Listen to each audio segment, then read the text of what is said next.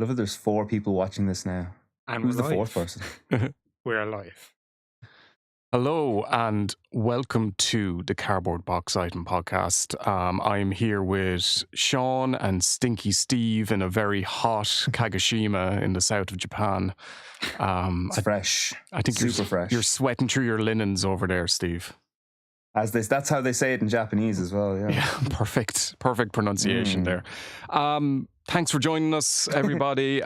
We are going to be talking about some games that we're playing at the moment, but we're also going to be looking at all the games that have been revealed over the last month. The biggest and best from the PlayStation State of Play, the Xbox Showcase, and the Summer Game Fest with King Jeff Keighley.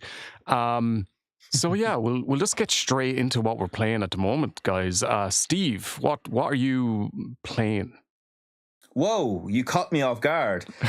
Yes, so I have been playing a little game called Castlevania Aria of Sorrow.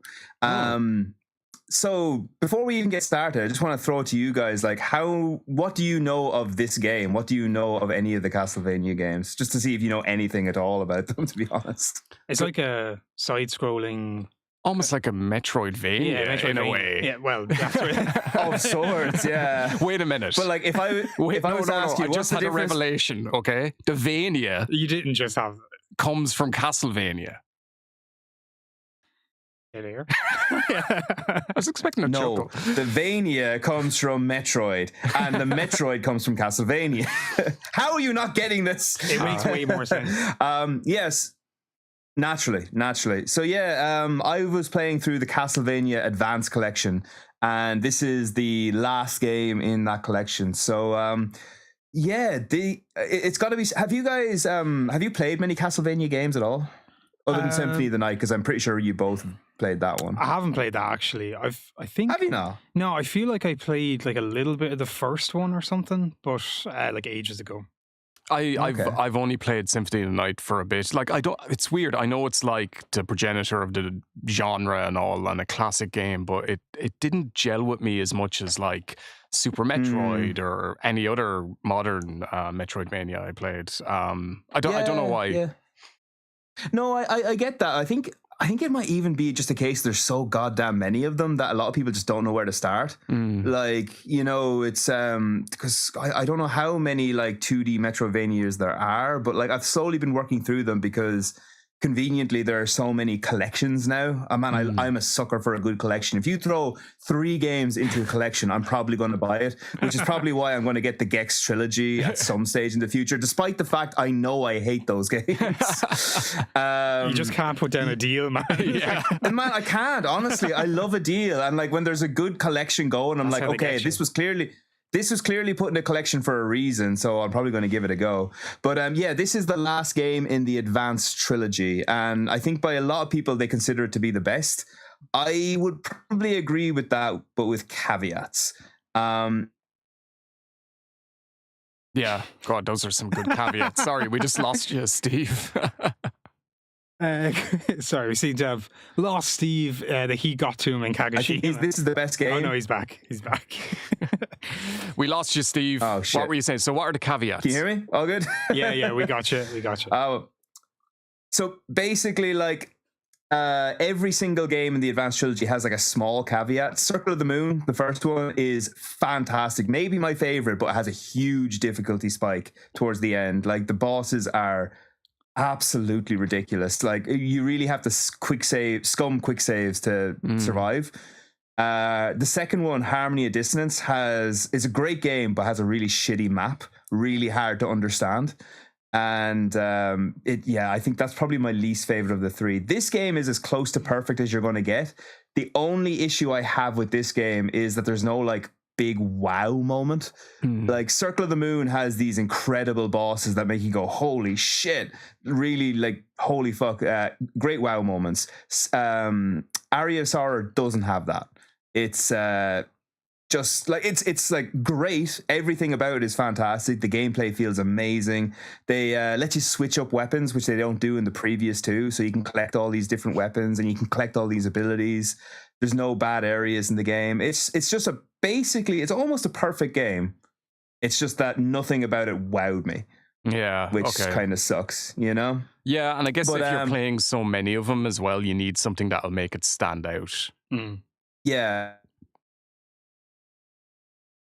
Yes. And that's all from Steve on Castlevania. So I guess, Steve, what you're saying is it's just that. Exactly. Yeah, exactly, I 100% agree with you there, Steve. It's a good game, but it's not like, oh my God, this is amazing.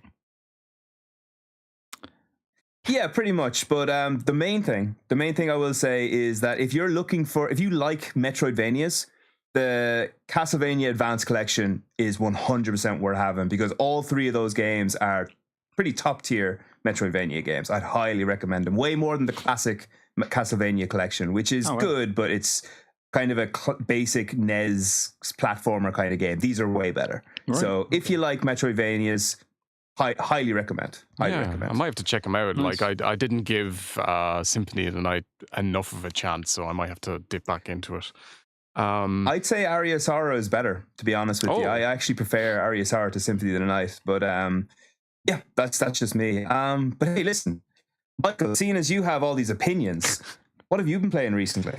So me and Sean are both playing Clair Obscure Expedition 33 at the moment. Sean finished it recently.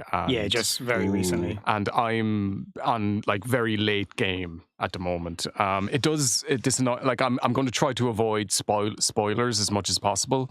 But it does this thing towards the late game that a lot of JRPGs do, where they suddenly give you access to loads of side content just before the final boss. And that doesn't, like, to be honest, it interrupts the pacing for me quite a lot when a game does that. And to be honest, I prefer this stuff to be doled out a bit more as you're going through the game, rather than being like in a big clump towards the end. Yeah, but it's almost like, I feel like a lot of games do this now, but like you say, you get access to it earlier on. Whereas in this, like, as you're going through the world, you can see there's other areas, but you can't access them right away. Yeah. And then it just like dumps it all on you at the end. But like for me personally, I didn't bother doing any of that, because I think it is a fairly long game as well. And by that stage, I was like, I know I'm kind of like so close to like getting towards the end of the story. I just want to continue with it. Yeah, I'm feeling that as well. It often happens in these games where I'm like, I'm already after putting so much in, and I really do have a limit in how much I want to play one game sometimes. Because I'll talk about it in a minute, but I've already started another game even before I finished this one, because I just needed a palate cleanse, really. But saying that, I was a little negative on it last time. My opinion of it has improved, I will say. I think the battle system is brilliant. I think it never got boring for me. There were some tough fights, and we've talked about the fact that like it can be difficult to learn some enemy patterns to do parrying or dodging or anything like that. Yeah. But that mechanic is really good, really well implemented. And like I've won fights because of parries before, like right down to my last guy, and I parry some big move and that kills the boss. And that's a great feeling. Yeah, so you kind of like, for some fights you have to parry almost. Do you know what I mean? Like, yeah, or at least dodge, because if you just tank all the damage, then it's very well balanced that way. I will say that you like, maybe there's a world where you could get by without ever dodging or parrying or doing anything like that, but it would be very difficult, I think. Yeah, I mean, well, like I told you before we jumped on that I actually dropped the difficulty playing it, because I was struggling a lot with some of the parries, especially in the boss battles. And I kind of got to a point in the game where I was like, I just want to kind of see the story through. But even in the lower difficulty, like later in the game, like you can't just tank it all. Like you have to dodge, at least dodge, or you're gonna die. So. Yeah, it's like a central mechanic of it. Yeah. In terms of the story and presentation, I have mixed feelings. It does some very interesting stuff with recontextualizing everything, some twists towards the end, without getting too specific about it. And they're really good, and they try to personalize a very big world, because like you're fighting for the fate of everybody in it at the beginning of the game, and then they try and make it more personal towards the end. But it had the side effect of making it seemed like the stakes were, I don't know what way of putting it, like, why are we bothering to fight at all? Like, I didn't, it's very difficult to talk around without mentioning the specifics, but I'm still sort of wrestling with it, but it does some stuff to be like, well, why bother? Like, why bother go fight the last boss, or was all of this for nothing? Which is an interesting feeling, but it took the I don't know, the emotional arc out of it for me. Yeah, like again, without giving too much away, there is like the story develops in such a way that I think has been done in other games before, like that kind of arc, I guess. But I don't know, the way it unfolded for me, I thought it was kind of refreshing as well. I was really not hard expecting. to explain it without. I was not spoiling it, expecting some of the stuff. Yeah. So yeah. So like they keep that from you for like a long time, basically. But for me, it was like still really interesting, even though I was a bit like you. What's the point? Kind of to a certain degree, you know. Yeah, it was still like really cool, I thought, the way they unfolded it. Yeah, like I think it was pretty brave, because towards the end, or where I thought I was ending the game, I was like, I still don't understand this. Am I just after missing something? But then they sort of contextualize things after, and I'm like, okay, that's cool. One note I have to give, and Steve will know about this, is it's very obviously influenced a lot by Final Fantasy X. Like, a lot of the story, I don't know, the metaphorical structure of some parts is very like what happens in 10. That doesn't spoil anything, Steve, just so you're aware. That's weirdly enough, that's a big sell for me. Like, Final Fantasy X is one of my favorite Final Fantasy games, so that would be, I'm kind of, this is a weird game because everybody's talking it up, and like, I'm always thinking, yeah, I'm going to get it, but it's kind of hard to get excited about, weirdly enough. But like, that weirdly enough has been the biggest sell for me when you said that. Yeah, that's interesting. Now, I don't think it's up there with that game. I think it's been overhyped a little bit. But the funny thing is, there's a bit of music in the game that's so like To Zanarkand, which is the most famous piece of music from Final Fantasy X. And I'm like, guys, that's a little too on the nose. Like, I can tell you gave your composer that piece of music and said, make something like this. So, unless they were like, oh, we want to put a little reference to that piece of music in this. But for me, I don't know. It's a little too close. I thought that, well, I obviously didn't know that like piece of music you're talking about in Final Fantasy, but I thought the music in general in the game was amazing. Like, really good. I thought it was pretty good. I didn't like some of the stuff with vocals in it. I thought it was a little cheesy for me. Okay. Yeah, I don't know. Like the theme song? But some of the last boss battle music that you do, well, in the sections I was in anyway, I didn't enjoy it. Like, it was a weird tonal clash for me. Hot take though, I would say that almost any game song with vocals in it usually doesn't land for people. Like, can you think of any? Well, I should make a distinction. I mean, like a lead vocal rather than a choral vocal, as in that a choir is used amazingly in like a million pieces of music. Okay. But the last level of Max Payne 3, when you're like going through the airport and that health song comes on, it's so sick. That's cool. That's cool. There is always exceptions. Actually, I thought it would as well. Far Cry 3. Far Cry 3, when you blow up all the weed and like the reggae song comes on, Skrillex, that's a class version. Yeah. Sorry, that's a challenge that I accidentally got sucked into myself there. Michael, you do one. Fucking that bit in Red Dead where I fucked up and I got off the horse when you hear the Jose Gonzalez that song. Bit's so good, man. So good. So ruined it for myself. Vocals can have impact. Okay. Yeah. Sorry. Okay, I spoke too soon. But yeah, I'm going to try finish it, but I'll probably just blast through to the end, to be honest. But sick. I would definitely recommend playing it. I do think it's a little overhyped, but I'd love to hear your thoughts on it as well. Yeah. Well, I want to. He wants to something anyway. He's thinking about it. Yeah, Steve's connection isn't the best today, but hopefully he'll be back in a couple of seconds. The heat in Kagoshima has melted all the routers. You know when I get back in? You're back. You're back. It does do that. Apologies to everybody listening. At the moment, I'm living in like a black spot area, and I'm hoping to move soon where my connection will be better. Anyway, have we moved on to me? Yeah. Yeah, go ahead, Steve. Are you done talking? But okay, no. This next game now, this may surprise you. This might be a bit more of a discussion. Kind of going down to my comfort zone a little bit for this next one. I've been playing a bit of PUBG recently. That's something I haven't heard in years. People playing PUBG. I know. I never thought that would be your kind of game, Steve, as well. And do you know what? It's not really. The reason that I picked it up was because I heard, yet another live service game was shutting down. And I was like, I should really give some of these a go before they shut down. And I just looked on my game collection. That was the first one that jumped out. It says, well, listen, this is like the classic. I'll give it a go. What really surprised me is I kind of fucking love it. Like, it's kind of awesome. Wait, so is this, sorry, can I ask, is this like the first Battle Royale type game you've ever played? I've dipped in and I've played like Fortnite before and Warfare. I think. Oh yeah, Warzone I played before as well. Sorry. But this is the one I'd say I put any substantial amount of time in. But yeah, like this is like it's fun. Like it's not the kind of thing that I think you should get obsessed with and like spend all your time playing. I've got people in my life I know who like the only game they play is Fortnite, and I think that is the bad way to go. But I played this for about like 2 to 3 weeks and I kind of really got into it. Like you guys played this. What were your opinions when you played it?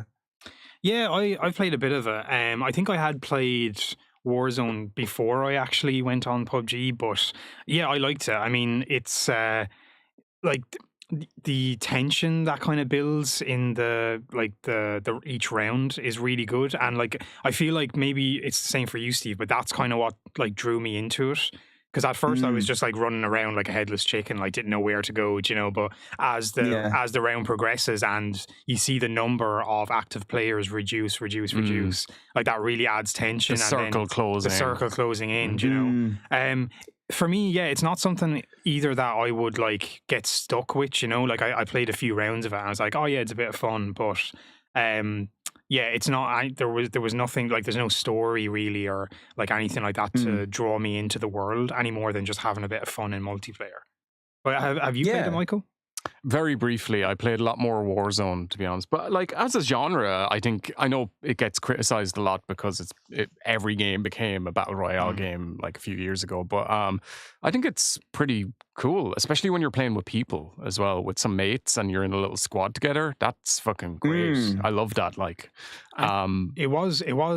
Maybe I'm wrong, but it was kind of the OG of battle royale, wasn't it? Yeah, I think it was. It popularized it, Fortnite. Yeah, definitely. And but devs by an Irish guy as well.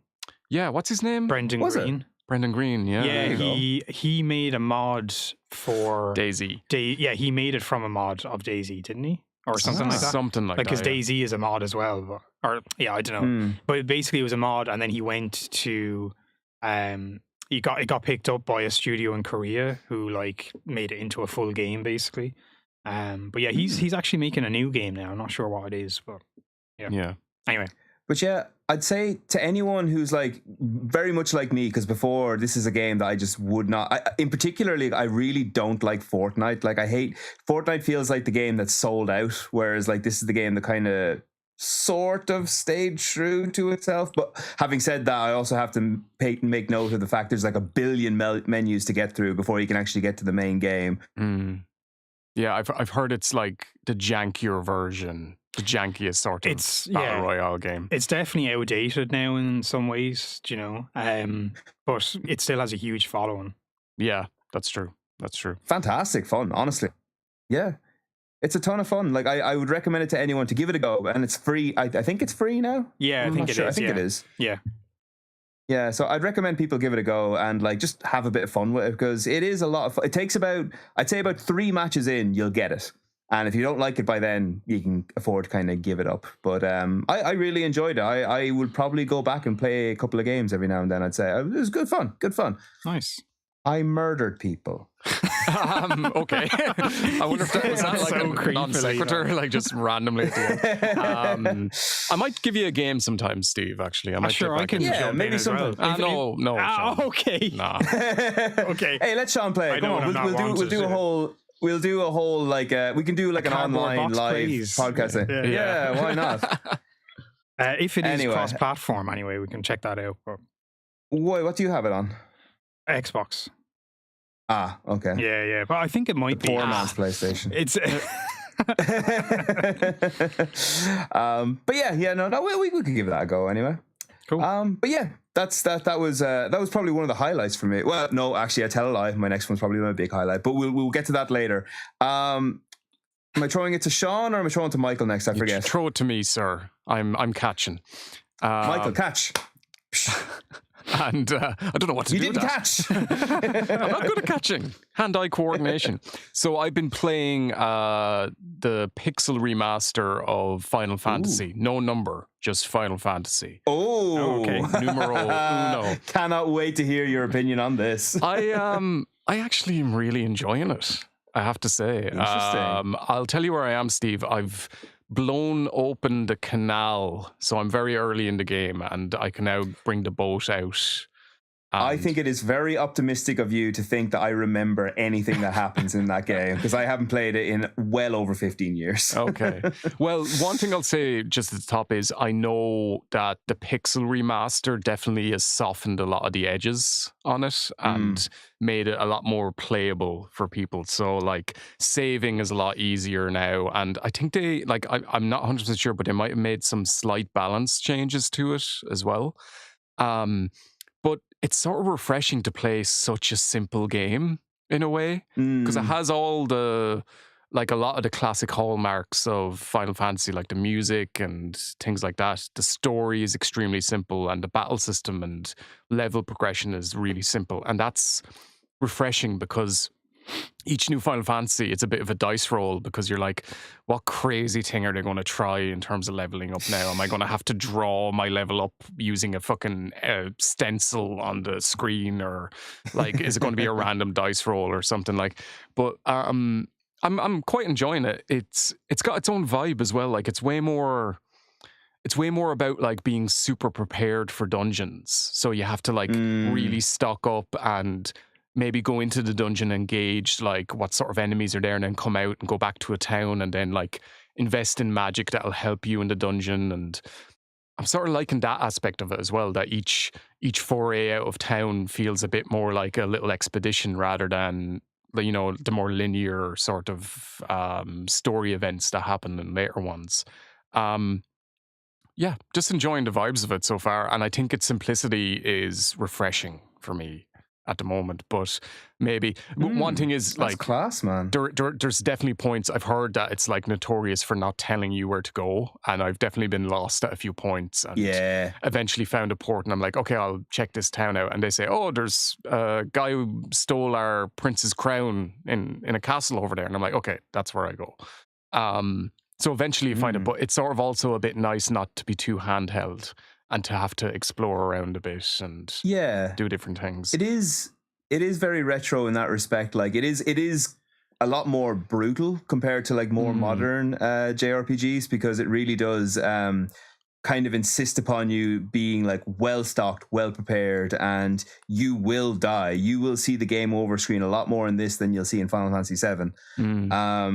Yeah, no, I'm glad you're enjoying it. A funny little story to tell you about the very first time I played this game, right?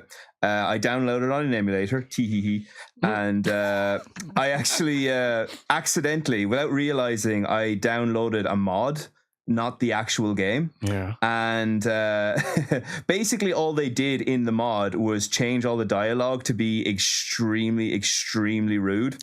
And I remember playing at a time thinking, wow, like they swore an awful lot in this like game. And my brother was like, what do you mean? It's like, well, look at this bit. And you know, at the very start, you go to meet Garland, who's like the very first boss. Yeah. And he's like, Light Warriors, what are you doing here? But in the version I played, he was like, Bitch Warriors, fuck you. So Oh, Steve got too excited, man. Yeah, he just blew out his internet connection. Oh no, shit! I've got my connection, so people heard what I said anyway. It's fine.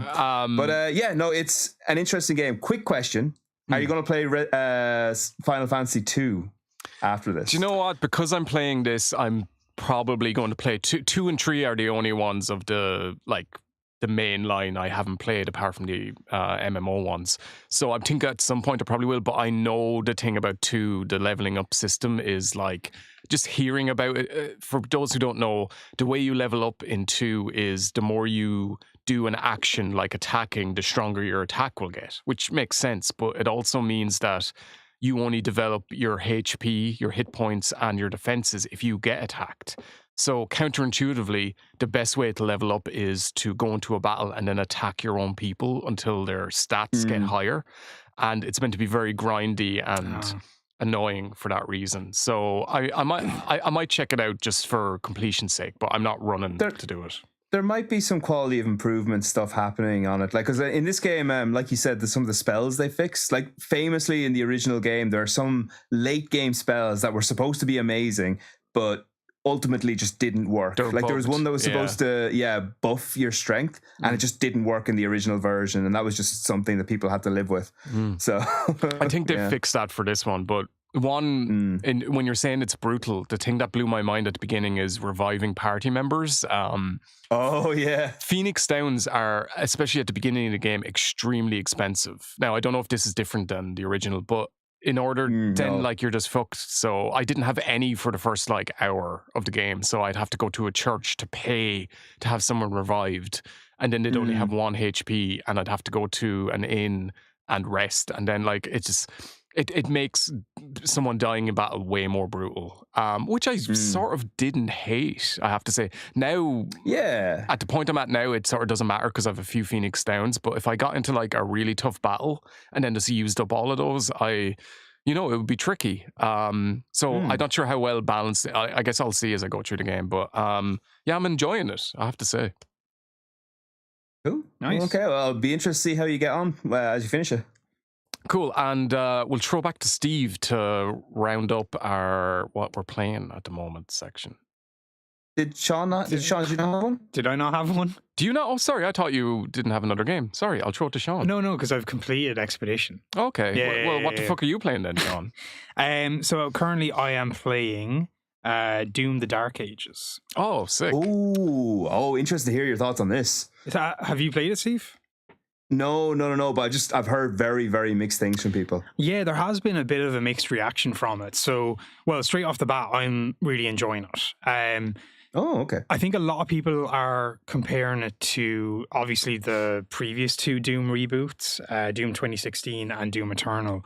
Doom Eternal was, well, first of all, Doom 2016 was like the complete like rebirth of Doom, and it was incredible. I think like across the board, everybody like loved that game. Doom Eternal then kind of ratcheted it up a bit, and it was way faster paced. That's what I heard. Yeah, there was a lot more like vertical movement and stuff like that. And it was a really good game too, but for some people it was just too chaotic. It was like a bit too extreme. So I think they took that on board, because with the Dark Ages, it steps back a bit more. Not like it's still more, I guess, advanced or whatever than Doom 2016, but it doesn't have the same frenzy as Eternal had. So their whole motto with the Dark Ages was stand and fight, to kind of like emphasize how you'll be like moving a little bit slower. You have a shield in this game, which is so cool, by the way. It's like a saw blade shield that you can throw into enemies, and it gets like stuck in them and like does extra damage and stuff. You can parry in this game. Yes, yeah. So they introduced parrying in this, which is like, it's really cool once you get the hang of it, and it's kind of essential for like mini boss enemies as well. You need to parry them, because then that opens up a weak spot in them that you can go for and stuff. And like they become more vulnerable to like certain weapons and things. Yeah, I mean, overall it's still a Doom game. One thing I miss from it is Mick Gordon. He was the guy who did the soundtrack on 2016 and Eternal. Who did Andrew Hulshut do? I'm actually not sure who did this one. Now the music is still really good, but it doesn't have this. It just doesn't have that kick that Mick Gordon's soundtrack had. I will say, like at the start of the game, it wasn't really blowing me away. Later into the game, some of the tracks are really good. But yeah, other than that, though, I mean, it starts off. It's got a weird like. it's got a weird start to the game, like a very slow paced start, which is completely different to how the other games started. And that kind of like threw me off a bit. I was like, oh, I'm not too sure about this. But as you upgrade and unlock new abilities and stuff, like now at the moment, I'm probably like 3/4 of the way through it. So I'm near enough the end, and I have like nearly everything unlocked, and it's like, it's really good now, but it took me a while to get to that point where I was like, yeah, this is up there with the other two Dooms, and I think, yeah, a lot of the mixed reactions on it have been kind of what I was saying, just like the slower pace. Some people were saying like it's blurry as well. Now I haven't really seen that. Like, it looks pretty sharp to me in what I've been playing.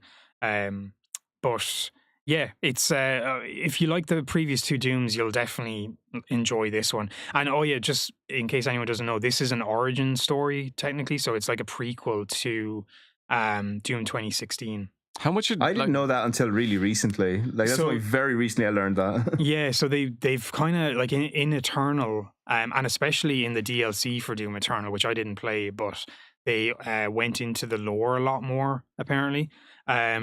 And it was always, though, it's there if you want it, but it's not in your face. I was thinking, who comes to Doom for that sort of stuff? Yeah, exactly. Like, a lot of it is through codex entries that you find and things like that. In Doom the Dark Ages, there are way more cutscenes. Not very long, though, and like they just kind of help set up like the origin story basically of Doom Guy and stuff. But again, it's I don't think anyone cares about that. I don't. I don't think so either. I mean, there are some people out there who like were really into that in the reboot. You always and find freaks, lore freaks for fucking anything. Animal Crossing, fucking lore hounds. Five Nights at Freddy's, or whichever. Yeah, there were people who wanted more of it, and I think that's why in Eternal and they ratcheted that up a bit. But it's again, it's not in your face. Like, bar the cutscenes, like you don't have. I haven't read any of the codex entries, but there are some cool bits in some of the cutscenes though that do, like, I guess, explain a bit more about it if you're interested in that. So yeah, and all some weapons are like returning from older Dooms, but there's also like a lot of really cool new weapons. Like, I'm not sure if it's in the footage here, but there's one gun that uses skulls as its ammo. Oh yeah, I was looking at that a second ago. It's literally called the Skull Crusher, and it just that looks sick. It's really cool. So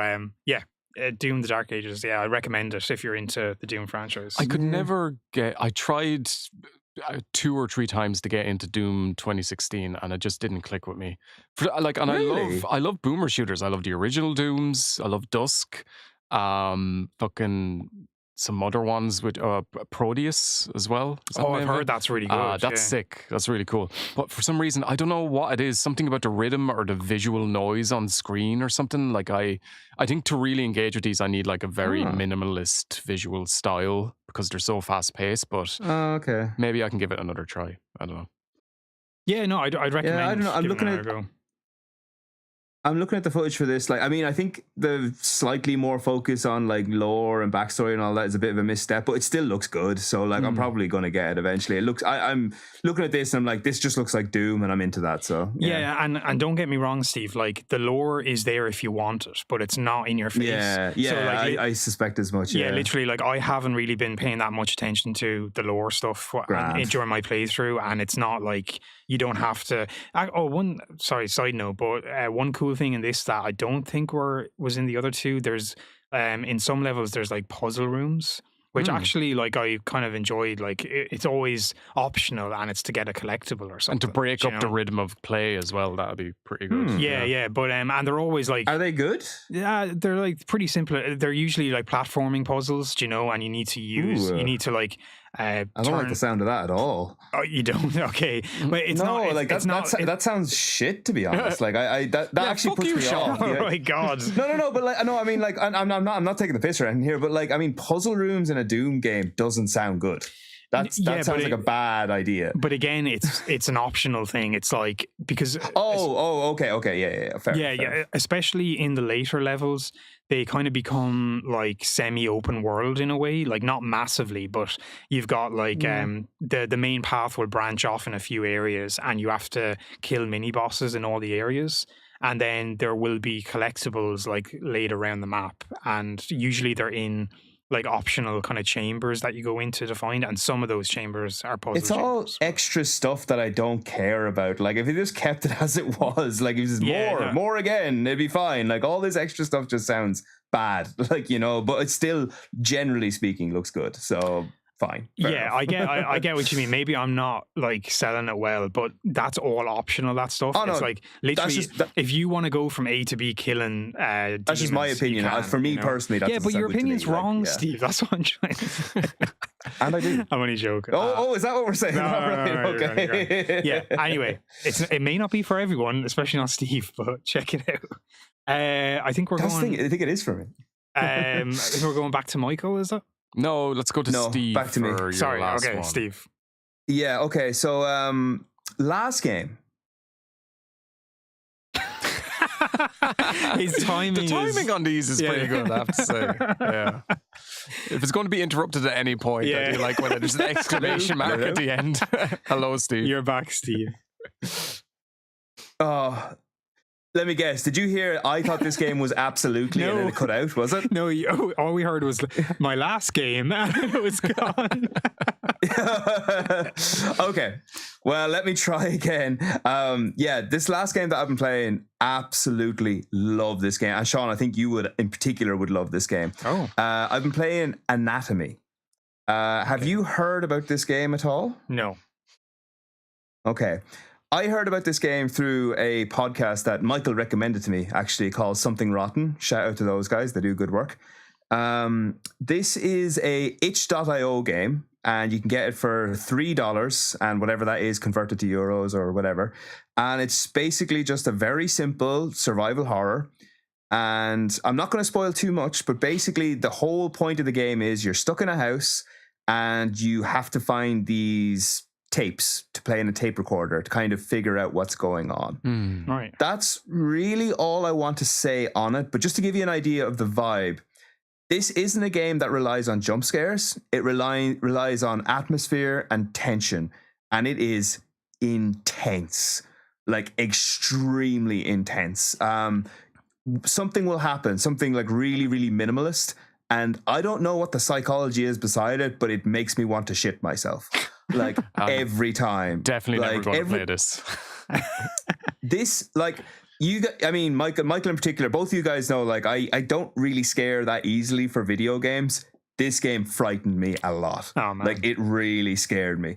And it's really short. You can finish it in an hour. Oh. And it's subversive in ways I don't really want to say because it's kind of spoilery, but like how you play the game is... God damn it. Sorry, guys. Bear with us. Hopefully. There's a bear with us? Shit, maybe that's what's happening to the internet. This is a game you should check out. Sorry, Steve. Your timing, man. You cut out, and when you came back in, you just said, "This is a game you should check out." So we lost like everything you said before that. Sorry. Can you just? Okay, basically all I said was, yeah. If you like horror, this is a game you should check out because this is one of the best versions of fairly standard but ultimately really subversive and effective horror game you'll ever play. It's really, really good and really scary. It looks really scary from the footage, to be honest. I'm just waiting for something to show up in a corner or something. I'm never playing this shit. I'm looking at this, right? And like, I don't know what they're doing, but something about the way things are framed, it just makes you like really tense and like anticipate something. I don't know how they're doing it, but it's really effective. It's really strong, powerful stuff. It's really good. What did you play it on, Steve? Is it PC only? Yeah, you can only get it on itch.io. It's not on Steam or anything like that. Okay. Yeah, so but it's cheap. Like, I mean, $3, whatever that is in euros. So very, very cheap. Yeah, highly, highly recommend it if you like horror. Cool. Nice one. Just I've one more thing just to very quickly add on to the end. It'll only take a second, but I'm playing one other game called Sweet 776. That's sweet, SUITE, not sweet, as in yummy, yummy. So Sweet 776. Also, I was kind of on a horror game buzz, so this is another horror game, and it's very much I played PT and I want to do something like that kind of game. You are in this room, the titular Suite 776, and you've heard there's some weird going-ons in there, so you go to check it out, but suddenly you find you can't escape. And basically you have to figure out a couple of puzzles to figure out how to leave. Very, very PT, because there's a lot of repetition. You know, the topography of the place like repeats, and you're not really sure where you are a lot of the time. Couple of very simple puzzles and fairly effective jump scares, I would say. This is not like as subtle as Anatomy. It's much more like walking sim and blah, blah, blah, ghost jumps out at you. So yeah, but it's good. There's also very short. You can finish it in, again, less than an hour, and yeah, it's pretty effective. Like, it gave me a couple of jumps every now and then. It's not as masterful as Anatomy is, but it's a fun time. I'd recommend it well enough, so long as you don't pay attention to how cheap some of it looks. Yeah, it's crazy how much of an impact PT had on a lot of games, really. Like, it might come up when we talk about Resident Evil 9 later, but yeah, for such a small game, like a demo essentially, or playable teaser, I guess, as they would, or playable trailer. But it's still like, it definitely changed the way horror games were made. I mean, if you're looking at the footage now, like, I mean, even the place that like that shelving unit is placed. The balcony that's going to come up in a minute, they're all like placed more or less in the exact same place the PT ones were. Like, look, everything about this is like more or less like identical to like PT, but just like slight variations. But you know, it's nice for people who weren't able to play PT and they're looking for something to fill that gap. This doesn't do the job. It's not as impressive as that game by any means, but it's pretty good. I enjoyed it well enough. It was a fun time for what it was. It was more expensive than Anatomy. I think it was like a $5 maybe, but still, it was for a $5. It was worth it. Yeah, it's cool that the indie sphere, they're still like, they're making these sort of interesting things, and like maybe that'll bleed up into more mainstream games over time. Nah. Okay, cool. Let's get on and start talking about some game reveals that have come out over the past month. Cool. And we'll probably start with the PlayStation State of Play that happened a few weeks ago. And like, I don't know, like just before we get into individual games, I thought this was pretty good. Like, there was nothing like mind-blowingly revelatory for me by any means, but I liked it overall. What were the games that stood out for you guys? I'll let you go first, Steve. Oh, okay. Well, the obvious one, being the fanboy that I am, was Final Fantasy Tactics, the remake. I am so pumped for that. I cannot wait. Yeah. Do you know what's really cool as well is that they have the updated version, but they also have the original one there. Because that's something I miss a bit from the Pixel remasters, is like, oh, I'd really like to hear how the original music sounded, or, you know, see the original visual style. So it's really cool that they have both options for that. Yeah. Like, I mean, I played Tactics before on the PSP remaster that came out a couple of years back, and I bounced off it pretty hard. Like, I wasn't into it. But having said that, I've gotten, for some games that like initially I'm kind of like, this is not my style of thing at all, I've gotten a bit more patient with. So I think I might give it another go and see if I can get into it, because it's spoken about in really high regard. So I'd like to give it a proper shot. Yeah, me too. It's been like one that I've been, just because I hear about its reputation so much, I just really want to play it. And people have been crying out for years. So yeah, that's one I'm really excited about as well. How about you, Sean? I think Pragmata for me will probably be the standout of the show. Because, so that new game from Capcom, which we haven't really heard much about in ages, and it kind of showed up here again. I loved the bit at the end where they're like, yay, where it's actually got a release date. Sorry about all the other stuff. Did it get a release date? Oh, a release year. Oh, yeah. So just because it's Capcom, like, I just really want to see more of this game. Apparently there was a hands-off behind closed door preview of it as well at Summer Game Fest, and it's like a third-person kind of shooter, like horror-y shooter vibe in space. The gameplay that they showed looked really cool. There's like a dodge mechanic in it, and there's something about the way, like, it looks like it'd be a really nice one, like game feel wise, to move around and to get around. Do you know what it reminded me of? Vanquish. Yes. It definitely has that vibe. With his suit and all, it looks quite like that. Yeah. Yeah, totally. I don't know how I feel about the little girl. Like, that seemed a bit weird. Yeah. The delivery of all the dialogue in it seemed a bit stilted, but maybe it's a deliberate thing. Isn't she meant to be AI or something? She is, but even the guy she's a robot or sounds something. like, I don't know, like generic, a guy who should be voicing generic passerby number 5 rather than the lead. No shade on that. I'm sure it's a very good voice actor. It's just the writing maybe. Influence that. But it's got like it started with a corporate tech parody thing, so there could be some interesting stuff going on in the story with that. But yeah, I like to look at that too. Yeah, nice. Anything else from the showcase that you guys liked? Do you know, there was one, my favorite trailer out of all of these, right? It's not the game I'm most looking forward to, because actually I don't think I'll play this game, but the trailer I loved most was Romeo is a Dead Man.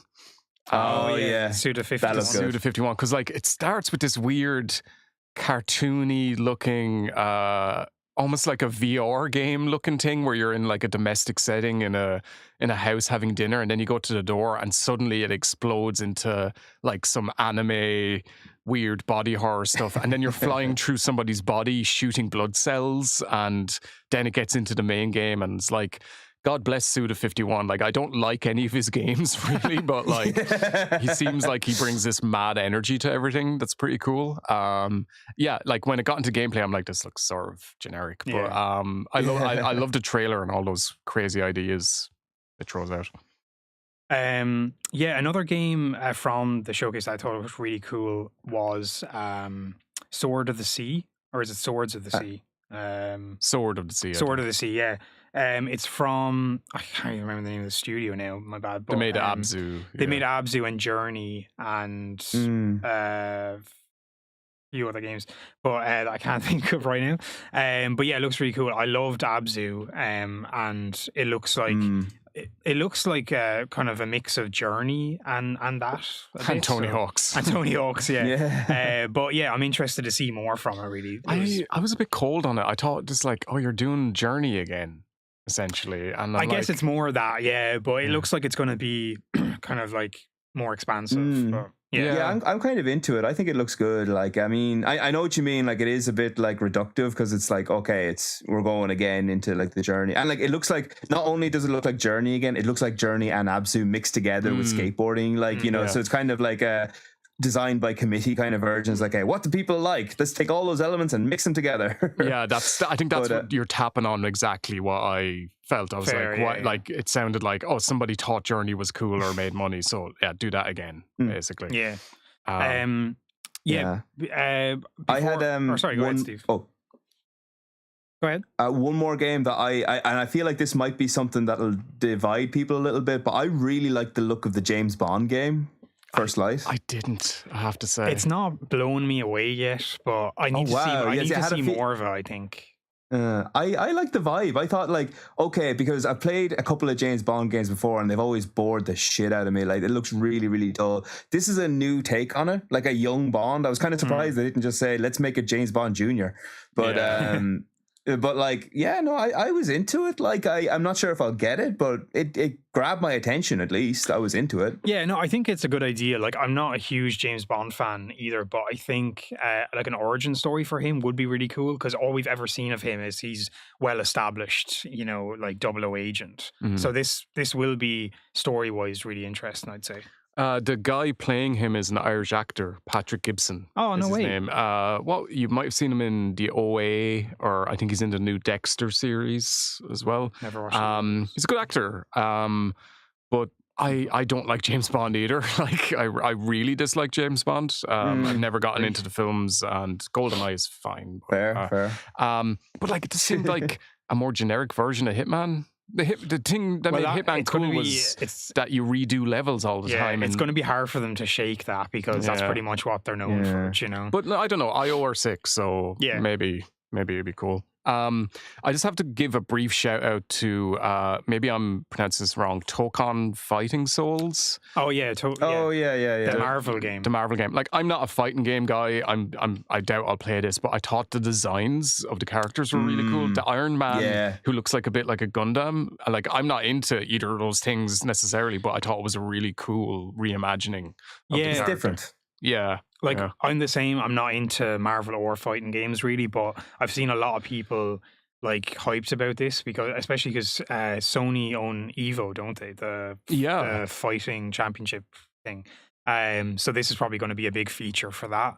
And it looks like they went all out on the development. Like, it looks sick. Yeah. So it's surprising a lot of these developers are trying to get into the fighting game sphere, and I'm like, is there a lot of money there? Maybe there is. I don't know, but there's a lot of fighting games coming out. Souls-likes and fighting games. Yeah, there was a lot of Souls-likes. Before we move on to... Well, speaking of... just before we move on to Summer Game Fest Showcase, I just kind of wanted to mention there wasn't like a whole lot of actual Sony first-party games in the State of Play. Ghost of Yotai got a brief mention. Ghost of Yotai, the Tokon game, I suppose, and I think... Was there a VR game as well? Thief VR, I guess that's a mention. Well, I don't actually know if that's first party. I think it might be coming to like some other things as well. But yeah, I don't know, just like it was a bit lackluster on first party. Because like they have the Wolverine game in development and that didn't get any trailers or anything like that. And whatever Guerrilla is doing next as well is obviously still in development. Bring back Killzone, man. That's never going to happen, but it'd be sick. A really quick mention of the new Shinobi game made by the Blasphemous developers. I fucking love Blasphemous. Oh yeah, shit. I didn't know it was by them. And this is going to be like a more fast-paced version of that. So I don't know how much I'll gel with that because the vibes and the Metroidvania elements really made Blasphemous and Blasphemous 2 really good. But that might be cool. And just the last thing from me anyway, the Metal Gear Solid 3 trailer, I'm not, there's something lukewarm. Yeah, I don't like. I love the original. Like, it's probably the best playing. Well, overall, I'd say it's the best Metal Gear Solid if you take everything into account. But I don't know. The characters look quite stiff. There's a bit of an uncanny valley thing going on, and like the main thing for this would be the visuals because that's like this seems like they're essentially not changing the gameplay too much, but like. I don't know, the fight with the Fury looked very flat as well. Like the lighting effects didn't look great. And it's weird. I don't like criticizing a game based on visuals, but like, I don't know, if you're not bringing that to the table, then what's the point of this remake? Yeah, I agree with you. I think that like the actual visual design of the remake looks very meh. Like I feel like at the time, Metal Gear Solid 3 looked really good. And for the current day, this remake looks fairly lackluster. Like you could technically say it's improved, but it doesn't look like it's improved a lot. So like, yeah, like you say, why bother? Yeah, like it won't be a day one purchase for me. Like I might get it on sale at some point, or I'll see what reviews are like. But it's disappointing because I love the series. But hey, should we move on to Summer Game Fest? Let's fucking do it. Have a little chat through what was shown there. So it was about. Oh, sorry, Steve. Are you with us? Yep. Here now. Is the Steve in the room with you? So yeah, this was about 2 hours. 2 hours of shite. The amount, like, I just did not like this presentation. I think some of the trailers are cool, but like one of the worst I've ever seen, honestly. Yeah, I mean, there were a few cool things shown that stood out to me, but overall, it was. Yeah, a lot of meh. Like, it wasn't their strongest year. Do you get the feeling that Jeff just phones it in for this? Like, he really cares about the Game Awards because it's his baby, but this he's a bit like, yeah, we got it cool, yeah, whatever, fucking, here's Deadpool, you know? Yeah, I don't know. I mean, like, the one thing, the Game Awards... He looked dead behind the eyes, that's what I'm saying. the Game Awards has a lot of advertising as well, so which is where they make their money. So, I mean, maybe Summer Game Fest doesn't bring in as much for him. And he also does Gamescom opening night live, which I've never even watched, I don't think, but that's in August. So I don't know, maybe it'll be something cool at that. But yeah, so any standouts for either of you? The main one for me anyway was a very small trailer for End of Abyss, which it's probably a bit reductive to say, but it's like a cross between Signalis and Inside. The gameplay looks a bit like Signalis, as in it's not isometric, but quasi-isometric, I'd say, and survival horror, but like the visual design looks very like Inside. And I just love the vibe of the trailer, and the gameplay looks like something I'd really enjoy. So that's one I'm really looking forward to. Yeah, when I first saw the trailer in the showcase, I wasn't like blown away, but watching it again, I was like, actually, this does look pretty sick. So yeah, that's something I'm looking forward to also. What about you, Steve? Any like one takeaway from it, or anything that stood out? Oof, well, I mean, the big thing is just like how disappointing it was. Like, there's so many games on this that where the names just run together, and I couldn't tell you what any of them were. But I guess I don't know if we're going to jump straight into our most anticipated, but I might as well. But the one that really stood out to me was Ill. Yeah, that Ill looked really good. Yeah, that was a really surprising someone had to say it.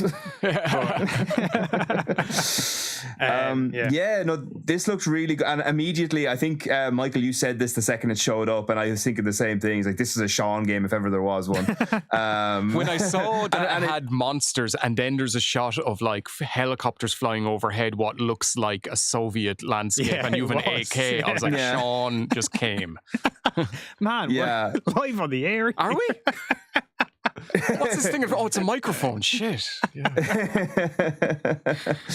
But yeah, no, it looks fantastic. Like I feel, and like what I hate about the entire presentation, and to a certain degree this as well, is just how little fanfare the games had. Like, it seems like nobody cared about the games that they were showing, you know? And this game kind of was the same. Like, I watched it in isolation afterwards, and I was like, this looks really good. Why didn't I feel this excited when I was watching it?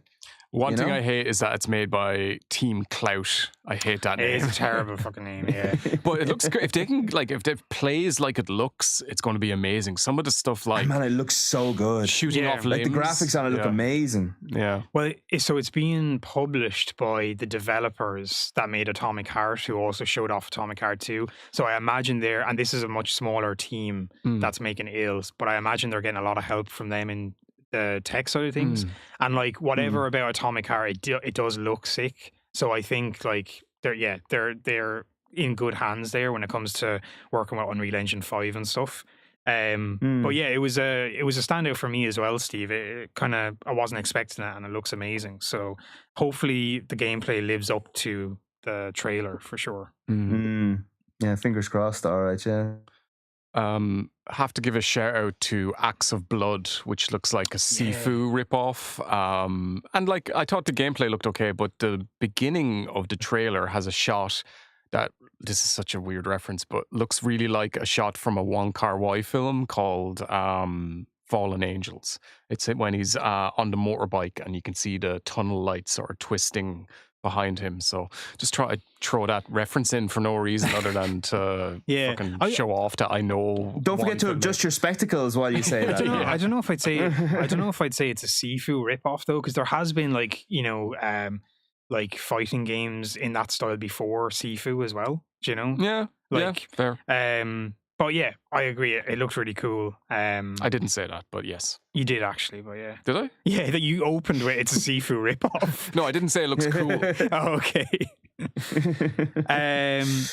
So yeah, for me, there was a few. Yeah, so a lot of the games, like we were saying before, did kind of like meld into each other. I think probably like the standout for me would probably be Ill as well. Steve, along with the big closer, RE9. Yes. Yeah, so I mean, of course, RE9, which they kind of like teased us with in the middle, which was so annoying. Where like, because I think was it 30 years of Resident Evil or something like that, this year or next year, I can't remember, but they kind of went over to Capcom to like talk about that, and all they said was, "Oh, we know you're eagerly anticipating the next entry in Resident Evil, and yeah, it's coming." And that was it.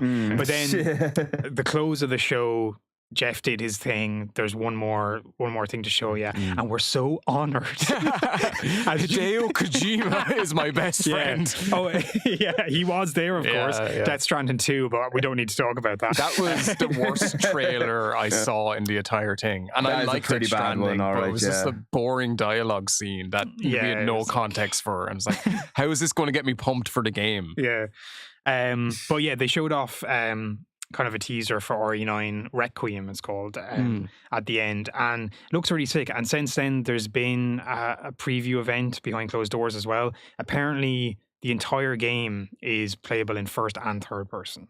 Yeah, so I like that. Yeah, so obviously Resident Evil 7 and 8 were first person, and there were some people like mixed feelings about it. Like I thought 7 worked really well. Like that's an amazing game. Village wasn't as good in my opinion, but it was still decent. But the remakes have all been in third person. Yeah. And that seems to be what the majority of people kind of want. So they've gone with a mixture here. You can choose for yourself how you want to play it. And yeah, it seems like really cool. They teased that it's maybe going back to Raccoon City, and it's a continuation of that storyline. So it's not like it's set like present day of the storyline, I imagine, or whatever. Yeah. Do you know what? Actually, can I just say very quick? When you were saying that about the third person, first person, I know I said I like that, but thinking about it now, I realize I actually don't like that because that means one of them is going to play badly. Well, yeah, I mean, so I'm hoping that they're going to tune it so that they both play equally well. Like you're going to have to, it's going to have to be like kind of two, like, so the way you swap it as well, Steve, is you have to go into the settings to change it. It's not the click of a button. So that makes me think that they're going to tune each perspective like specifically. So that, because I know what you're talking about, like in games like PUBG, for example, you can click a button and you go first person or third person. But the first person never felt as good to me as like playing a native first person shooter. Yeah. And in Resident Evil Village, one of the DLCs, they actually made that third person because this was after the remakes had come out and everybody wanted that. And then I think they went back as well and updated Resident Evil Village so you can play the whole game in third person. But yeah, I heard that and I heard it wasn't good. Exactly, yeah, because it was just tacked on. So the hope for me anyway is that they're going to do this justice and design both perspectives individually so that they both work well. I hope so. But yeah. Like, I mean, I got a really good vibe from the trailer. It reminded me of when they revealed Resident Evil 7 because, you know, at that point, you know, they've been going bigger explosions. And this is where they scaled it back to just make it scary again. Yeah. And I was really worried when they released Village. I was like, they're doing it again. They're making it bigger. So this time it does feel like they've already regressed back to, okay, now we're bringing it back again. And that's a good kind of ebb and flow to go for, you know, like scale it back, make it scary, then make it bigger and better, and then scale it back again. If they keep doing that, they're on for a winning formula right there. So I hope that's what they're doing here. Yeah, it does seem like like from the snippets of gameplay, it's very much like it reminded me of PT at times, those long dark corridors with something moving in the distance. And yeah, it does seem like a more scary vibe in general. Yeah, I mean, fingers crossed they've like seen how well the remakes have done of the classic RE games, and that's what everybody wants. Just give us more of that, you know. So, well, saying that RE4 is like the least scary game, but I mean, 2 remake is pretty fucking scary. Yeah. So up there for me, man. Like that's probably after 4, like definitely like my favorite. I'd agree. You know, yeah, maybe even competing with 4 a bit, the remake at least. But so any other games you want to shout out, guys, before we move on to Xbox? I mean, there was a few other cool things. Weirdly, the Lego Voyagers game. Like, I remember this came up, and like we both said, "Fuck off." Jesus. Sorry. No, you're right. No, but I'm picking at straws here. No, but no, that did kind of look cool though. I mean, like. It was like a bit of a fresh take for a Lego game, because I feel like all the Lego games that have come out are like based on a franchise, like I don't know, Star Wars or Harry Potter or something like that. It's like, oh, you can play this story as a Lego character, but it's like, but this is more like okay, let's take it back to what is Lego. They're plastic blocks. Let's just make a game out of that. But it looks cool. It's a co-op game where you play as a Lego brick and you can kind of like attach yourself to things in the world to manipulate them. So it's kind of like a co-op platformer with Lego. But it looks interesting. If it plays well, like that could be very cool. Yeah, totally. Is there anything else here? No, I'm not. I think that was kind of it for me. Like takeaways from it. Atomic Heart 2. I'll see how it plays out because the first one I did enjoy, but it definitely had a lot of flaws. So I'm hoping they make the second one a bit better. But yeah, yeah, Xbox. Let's move on to Xbox. And sorry, Steve. Okay, so I didn't watch this, but one trailer caught my eye on YouTube that kind of made me excited. It might be shit, but I was excited about it. Was Super Meat Boy 3D. Yeah, that looks sick, and actually. It looks like it could work. I'm not sure how, because it all depends on how quickly you can reload your game when you die. If they can do that like instantaneously, that game is going to be a winner. But if not, it's going to suck, basically. Did you play the original, Steve? The side scroll? Yeah, man, I love it. It's one of my favorite games. I love it. It's so great. Hard, man, but it's really it's good. Great. It's amazing. Yeah, no, it is brilliant. Yeah, it'll be cool. It's actually the 3D is being developed by a different team, not the original developers, which is interesting. But yeah, I mean, hopefully it's cool. It look cool, so we shall see. So yeah, the Xbox showcase was, I think, just over an hour, and then they had like a deep dive into the Outer Worlds 2 and Grounded 2, which was a surprise kind of announcement during the showcase. Yeah, I mean, there was a lot shown off. I'd say standout for me. There was a couple. I really liked the look of Keeper, which is Double Fine's new game. The visual style looks amazing, I have to say. And Double Fine are a great studio. One thing I'm worried about is like maybe there will be like one of the main things I come to Double Fine for is the dialogue and the writing, right? And it seemed to be quite silent. Yeah. Now maybe it's just a trailer, but like you're a sentient lighthouse and a bird, so I'm not sure if they're going to be able to talk necessarily. Yeah, true. But maybe like their level design is always amazing in Double Fine games as well, so maybe I'll carry it. I've a couple more here, but Michael, was there anything for you? Keeper was the main one, really, to be honest. I thought that looked cool. The new COD trailer, I just thought was such a letdown. I don't know. Like, I'm not interested in that franchise, so I don't know. No, 100%. And I think everybody was a bit pissed off with how they showed it, because they tried to like do a bait and switch where they showed off the game, but it was like didn't look anything like COD. It was just a cutscene of like I guess some kind of like military company or something. You know what I mean? Like weapons company doing a presentation kind of thing. But it didn't immediately scream Call of Duty, and then the world like flipped upside down when the guy touched the painting or whatever. The guy out of Heroes is in it as well. Heroes was a TV show. He was also in Gilmore Girls. I can't remember the name of the actor, but yeah, that's what I know him from. But yeah, and then and the worst part was that was their One More Thing game. And it's like everybody fucking knows you're going to do Call. Like there's a new one every year, so that wasn't really a surprise for anyone. The only surprise was that Black Ops 7, I guess. But like, come on, do we really need a Black Ops 7? They're on 7 with that shit. But anyway, few other cool ones I thought. There's a new Plague Tale game called Resonance, which is actually going to be a prequel to the two Plague Tale games that are out. It looked kind of interesting. Those games have always been kind of like stealth focused, whereas this one looks like it's going to have combat in it. So I'll have to see a bit more of it to see like what kind of combat it's going to be, but it looks kind of interesting. One other one I thought was kind of cool is a game called Aphelion, which is a like survival platformer game in space, which is being developed Ooh. along with the European Space Agency. I saw that. Yeah, that was interesting. crazy. Yeah. Oh. This is made by. Oh, I have to remind myself who makes this. It wasn't Don't Nod, was it? Yeah, No. it is. It Is is. it? Yeah, Don't Nod's new game. What? Yeah, Don't which- Nod are making this? Oh my god. Yeah, now that sounds strange, but they also made Jusant, which is a really cool platformer, like climbing game that I played last year, which was amazing, like really good. And there's a lot of that DNA in this, in terms of the Okay. platforming and stuff. But yeah, I know they Is there also. much Sorry? dialogue in it? I don't know. Yeah, they obviously also make what's it called? Strange. Life is Strange. Life is Life is Strange, Strange, which I never got yeah. into those. But you know what? games, but- Life is strange yeah, when you Yeah, think it about is. it. It's odd. It is odd. Yeah. Can I just say, as a counterpoint to that, welcome to the rock show, Shaka Bra. That That's a quote from?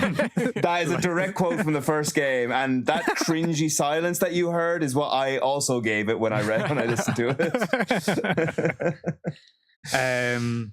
But you know, the main thing I missed is like, why aren't there more Souls likes being made?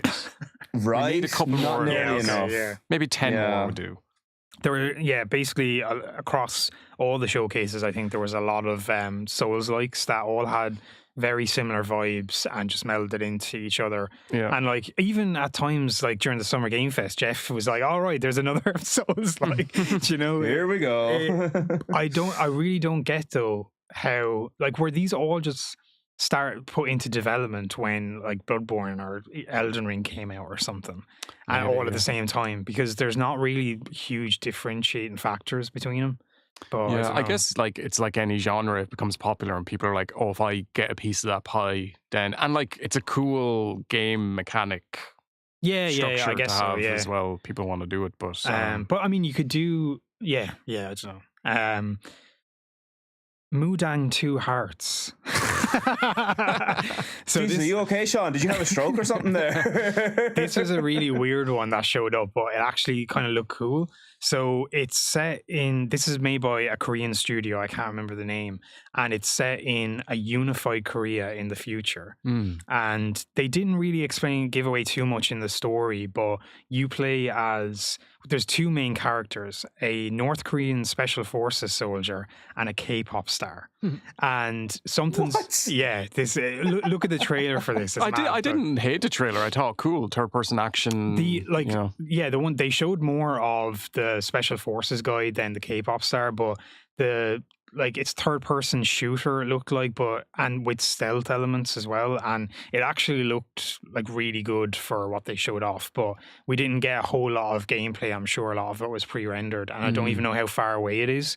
And it looks like the K-pop star like won't have combat, so she'll be more like, I need to stealth through this level around the enemies, whereas That'll be fun.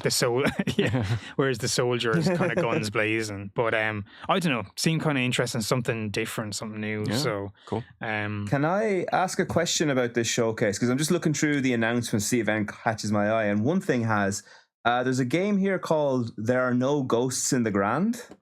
Yeah. I remember seeing that. It's yeah. like a musical game or something. yeah, well, it had like this cool sort of reggae, vaguely sounding, or maybe two-step or something.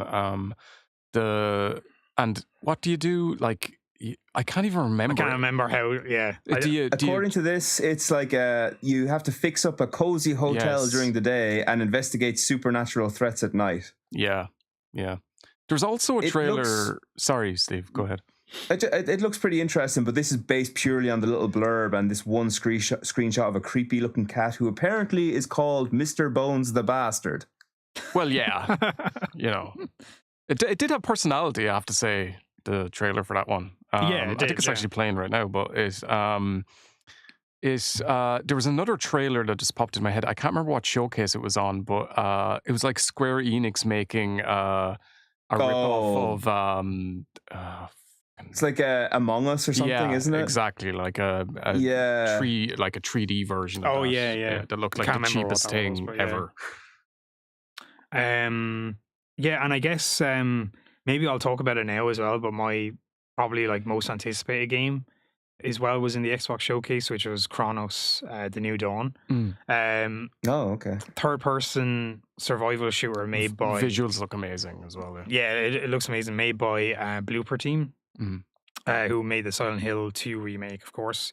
And actually, that's something I forgot to say before the showcase, before the podcast. But did you see that Silent Hill 1 remake got announced? Yes. Well, yeah, I shared it into the group. Of course, I saw.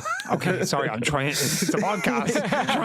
Okay. Bring the audience in to our Sorry. world. Yeah. No. I'm very cool. excited about that.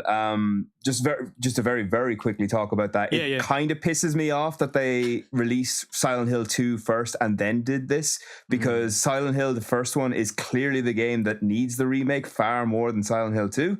But I guess they needed to prove their mettle with the proven property. I don't know how that works. But I think we were all saying that at the time as well when 2 got announced. That I definitely was. I was like, why are they doing that? But I'm not being into the games, like you explained, Steve. That 2 is obviously the most popular. But it is weird that they're going backwards now.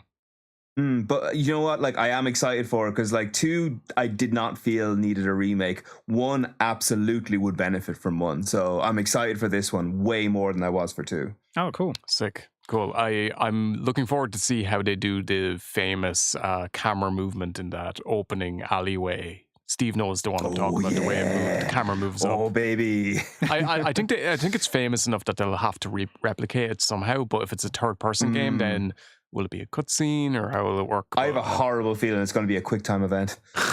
And is this Blooper Team as well? Yes. Yeah. Oh, cool. So just back to Chronos. It's got a lot of influence from Dead Space and Resident Evil, I'd say, as well. It looks like you're kind of playing like a character that can travel through dimensions and stuff. The story hasn't really been explained that much so far, but from what I've seen visually, and it's like third person over the shoulder shooting, it looks really cool, so I'm excited to see more of that. Can I ask a question on that? Is Chronos, is it like a sequel or part of a franchise or something? No, I think it's a brand new game as far as I'm aware. Oh, okay. It reminds. I think that there was another game called Chronos that came out a while ago, and I'm like kind of confusing it for that. Maybe I think. I don't know. Generic game titles sort of bleed into each other over time. So I might as well give you my most anticipated game from all the showcases, and that is Silksong.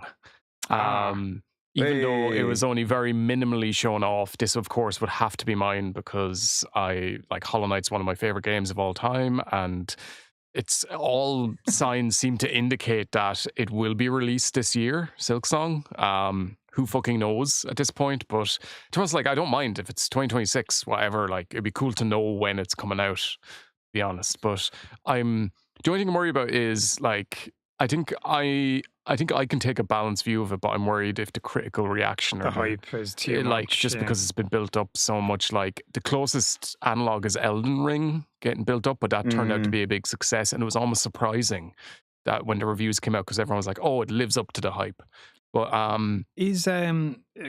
do you know, is it a pretty small team working on this? I think it's the core team is 3 people.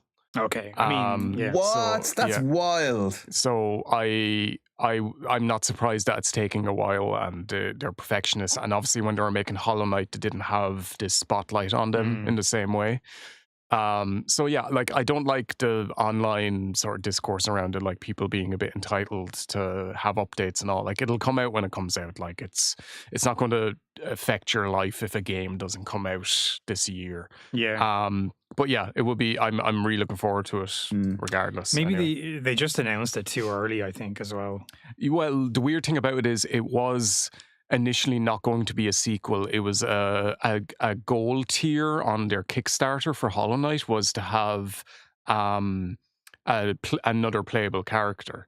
Oh. But then it became so big that they decided just to make a whole new game out of it. So that's sort of where I think a bit of the resentment comes from, is that it was something that was promised years ago and it's taken so long. But I don't know, it takes a long time to make a really sick game, especially if you're a small team. And they're obviously keeping creative control. Take your time. Yeah, exactly. But it should be that it got confirmation that it's coming out later this year. Anyway, I unless think it gets so. delayed again. No, it definitely did. Yeah, from a couple of They did.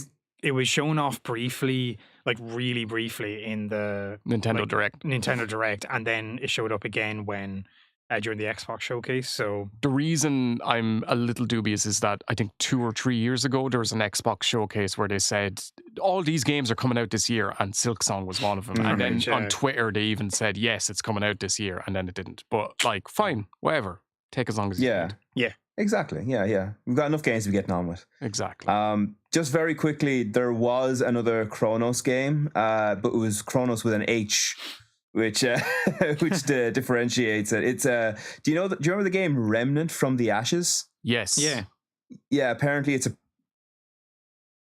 prequel to that game, Chronos. Chronos Before the Ashes. That's what I was thinking of. Oh, Before the Ashes. Oh, you thought it? Oh, right. Okay, gotcha. Well, I'm glad we solved that mystery. That groovy mystery, yeah. I guess I've already talked about the game that I. Yes. I just got a few other kind of mentions. There were other showcases that were You going. just completely steamrolled over Steve there. Yeah, but he's gone. I had to fill the air, man. Are you back with us, Steve? No, see, he's just gone. Just before Steve comes back. Sorry, I thought he was coming back there. He's gone a long time this time. Yeah, God. Okay. Oh, there he is. Sorry. He announced himself with a Sorry, sigh. where did I cut out? Fuck's sake. Sorry, guys. No, you cut out immediately. So go back. What were we going to say? Okay, so very quickly, I'll say it as quick as I can. Basically, Ill is like my most anticipated, but it's kind of neatly tied with Silent Hill F, which is a game that I'm really digging the vibe on. Like, I'm loving the Showa era Silent Hill, like Japanese vibe. It's not traditional Silent Hill in any way, but I think it looks great, and it's kind of bringing across the sort of vibe that Silent Hill games usually have. And yeah, I'm liking it. It looks a bit too actiony for my taste. I'm not sure if I'm gonna like the fighting system in it. Like, I kind of like the quieter moments where you're just kind of walking along. All the fighting bits kind of look a bit meh to me, but other than that, I think it looks really good. Loving the vibe of it. Absolutely loving that. So yeah, I'll probably have a little video about it. What a time to be a Silent Hill fan. It's fucking, it's everything big, coming it's at great. you. Yeah. We had a drought for a fairly long time, so we're kind of well earned, I'd say. Yeah, you deserve it. Yeah. So before we wrap up, Sean, did you have any other ones you wanted to mention? Yeah, there was a few other showcases that happened. The PC Gaming Show and the Future Game Show and all this kind of thing. There was a couple in those that I was looking forward to. A new game from The Expanse, or in the Expanse universe, got announced, called Osiris Reborn. And a lot of people have been saying it looks like Mass Effect. It's a third-person RPG set in the Expanse universe. And yeah, I thought it looks like pretty interesting. I haven't finished The Expanse, the TV show, but I've like watched a good bit of it, and it's a cool universe to set something like this in. So that looked interesting. Also, Hell Is Us, which I think we talked about before, like that's been announced. That's coming out in September, I believe. Yeah, kind of interesting idea with this game. There's no like mini map or objective markers in the world. You have to basically figure out where to go by yourself by just exploring the world yourself. Sounds like Final Fantasy 1. Well, there is a mini map, but yeah. I don't know how big like the maps are going to be or whatever in it, but it's basically set in like kind of an alternate reality thing where there's a war in a fictional European country, and you're a member of the UN or something that goes in there. But there's like this weird supernatural event that's happened. So there's these like alien creatures there also that you have to fight.